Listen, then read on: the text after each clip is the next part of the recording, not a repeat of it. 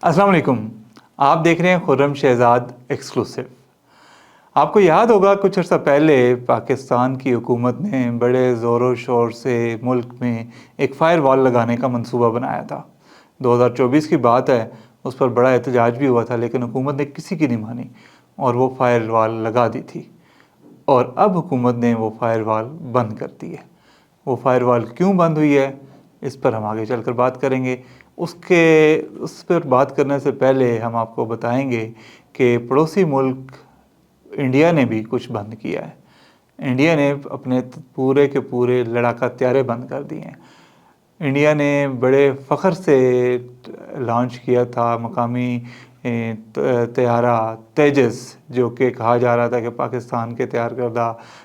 JF-17 thunder के मुकाबले का तैयारा है, लेकिन वो तैयारे तमाम के तमाम तैयारे इंडिया ने ज़मीन पर उतार लिए हैं और गायब कर दिए हैं। ये क्यों किया इंडिया ने, इस पर भी बात करेंगे, लेकिन उससे पहले आप सब्सक्राइब करें खुर्रम शहजाद एक्सक्लूसिव को।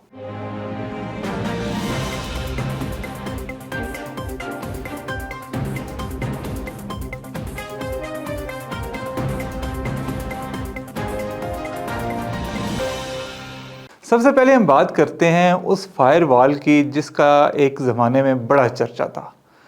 2024 में हुकूमत ने ऐलान बल्कि नहीं किया था, बल्कि ख़बरें लीक हुई थी कि हुकूमत एक ऐसी फायर वॉल लगाने जा रही है मुल्क में, जिसकी वजह से हुकूमत तमाम सोशल मीडिया पर नज़र रख सकेगी और इंटरनेट की स्पीड उसकी वजह से स्लो भी हो रही थी, इंटरनेट बंद भी हो रहा था और बहुत मसाइल थे। और ये हमें बताया गया था कि ये जो फायर वॉल है, इसकी तनसीब की वजह से इंटरनेट की जो रफ्तार है उसमें मुश्किलात आती हैं, और जब ये नस्ब हो जाएगी और उसके बाद जो है वो तमाम सोशल मीडिया जो है उसकी निगरानी हो सकेगी और तमाम चीज़ें हुकूमत जब चाहेगी बंद कर सकेगी, जब चाहे कोई खोल सकेगी। और बड़े ज़ोर शोर से जनाब ये फायर वॉल 40 अरब रुपए की लागत से लगी थी। उस पर बहुत एहतजाज हुआ था। उस पर डिजिटल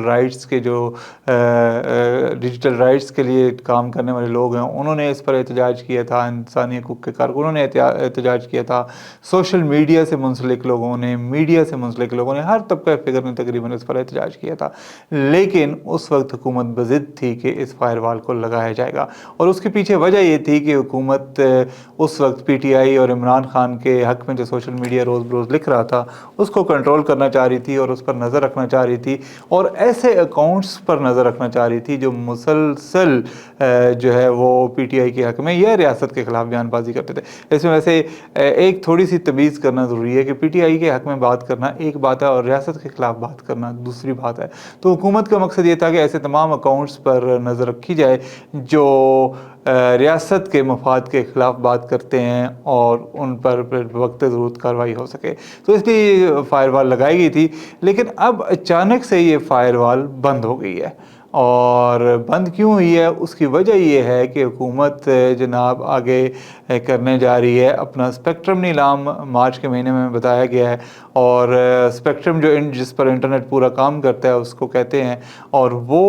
हुकूमत का ख्याल ये है कि अगर फायर वॉल लगी रही तो जो इंटरनेशनल इन्वेस्टर्स हैं और जो दूसरी IT कंपनीज हैं ग्लोबल, वो पाकिस्तान में इन्वेस्ट नहीं करेंगी इस फायर वॉल की वजह से। लिहाजा खामोशी से हुकूमत ने वो फायर वॉल बंद करने का ऐलान किया, बंद कर दी खामोशी से। तो उसके बाद से अब फिर मीडिया में काफ़ी खबरें आ रही हैं जी कि अगर बंद ही करनी थी तो लगाई क्यों थी, 40 अरब रुपए का आपने नुकसान कर दिया आवाम का। और वो जिसको कहते हैं ना, खाया पिया कुछ नहीं, गिलास तोड़ा 12 आने, तो आपने कुछ किया कराया तो है नहीं उस फायर वॉल से, लेकिन ये कि 40 अरब रुपए आवाम के खून पसीने की कमाई को डुबो के रख दिया और फिर अब अचानक से बंद भी कर दिए हैं। तो अब आज हम कोशिश कर रहे थे कि PTA से या दीगर मुतल्लिक़ा जो हुकूमती इदारे हैं उनसे हमें इस पर कुछ मालूमात मिलें और हुकूमत की साइड से भी उनका भी वर्जन हमें मिले, लेकिन इस पर कोई हुकूमती इदारा इस वक्त तक कोई तबसरा करने को तैयार नहीं है।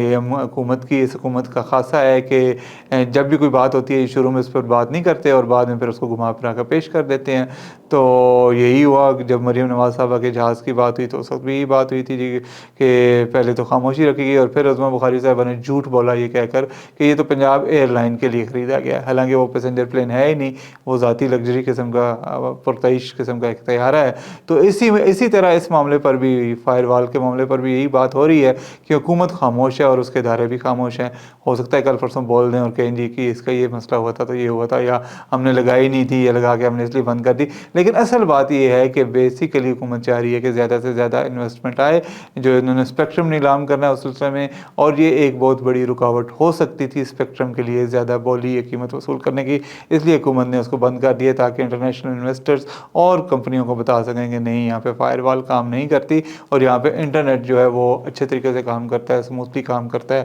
اور اس میں کوئی رکاوٹ نہیں ہوتی۔ حالانکہ صرف اس فیصلے کی وجہ سے جب 2024 میں یہ لیا گیا تھا، بہت سارے پاکستانی فری لانسرز اور جو آئی ٹی ایکسپرٹس اور جو فری لانسنگ کا کام کرنے والے لوگ ہیں وہ پاکستان سے باہر چلے گئے تھے، کیونکہ یہاں پر انٹرنیٹ کی سپیڈ بہت زیادہ متاثر ہو رہی تھی۔ تو ان کا اتنا نقصان کرنے کے بعد حکومت نے